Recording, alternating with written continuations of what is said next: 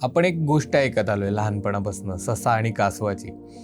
तर ही कासवं खरंच पाण्यातही असताना एवढीच स्लो असतात का? नाही, म्हणजे आपण ससा आणि कासवाची जी गोष्ट ऐकलेली आहे, ही गोष्ट गोड्या पाण्यातल्या कासवाची आहे, ज्याच्यामध्ये शांतपणे एक संथपणे चालल्यामुळे ते कासव शर्यत जिंकतं, असं आपण सगळ्यांनी ऐकलेलं आहे. तर तसं वाळूवरती आलेलं कासव हे वाळूवर जेव्हा त्याच्या शरीराचं वजन पूर्ण पडतं, त्याचा स्पीड हा खूप कमी होतो, कारण त्याला पंख असतात. त्याच्यामध्ये सुद्धा मग पॅटर्न पाहिलेत की ऑलिव्ह रिडले हे सगळ्यात छोटं प्रजातीचं कासव आहे, जे चालताना पहिल्यांदा एक पुढचा पंख लावतं, मग दुसरा पंख. Green sea turtle leatherback ही वजनाला 200, 250 किंवा 500 किलोपर्यंत वजनाला जातं. ती कासवं त्यांचे पुढचे दोन्ही पंख एकाच वेळेला लावतात. वाळूत असताना ही कासवं हळू असतात.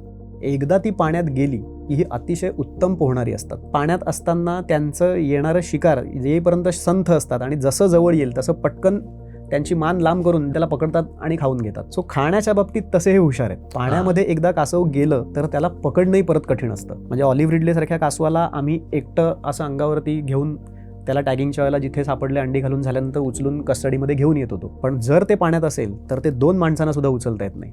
इतकं ते जलद जातं आणि त्याचं वजन पूर्ण सोडून देतं ते पाण्यामध्ये. ते उचलणंही अशक्य होतं आपल्याला.